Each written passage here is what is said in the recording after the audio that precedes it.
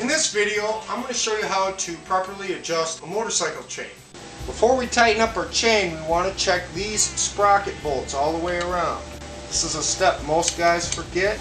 Yep, takes a few minutes, but I'll tell you what, I've seen guys wreck rear hubs because these weren't tight. And that's a trip to the bike shop you don't want to take. Now that we know that all the bolts are tight, we're going to loosen up the axle. Make sure the axle's properly loose so that the wheel can move freely. See how that moves? And the adjusters move freely.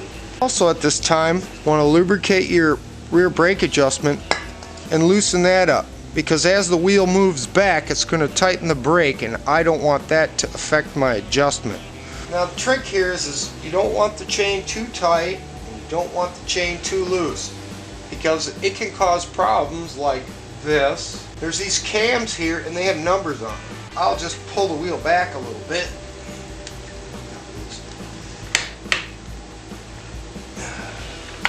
And keep checking the tension. The question here is, what's the right tension for the chain?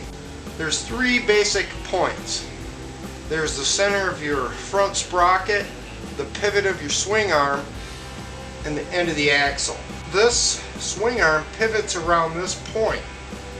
When the center of the front sprocket, pivot of the swing arm, and the rear axle bolt are all in line, that's the longest length. And at that point, you still need to have some slack in your chain. Honda's got a real cool little thing. There's a little divot here. And so if you can like take and touch it right there, you know you got the right tension. You know, some manufacturers give a dimension here. This particular bike, which is an XR200, doesn't.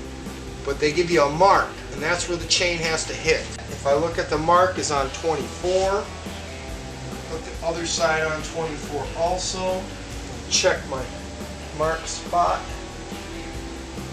and that's where it is, and it's good. Then after making that adjustment, I'm going to snug it up a little bit.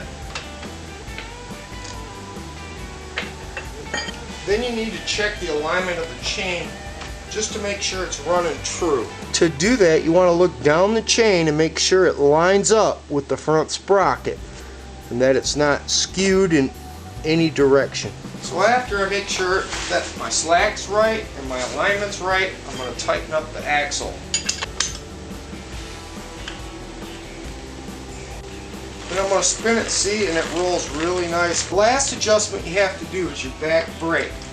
Now, you saw me in the beginning, I loosened the brake up so it wouldn't interfere with my chain adjustment. Now it's time to set this to where I like it. Test it, seems to be pretty good. And that's all there's to it. Thanks for watching, and we'll see you next time.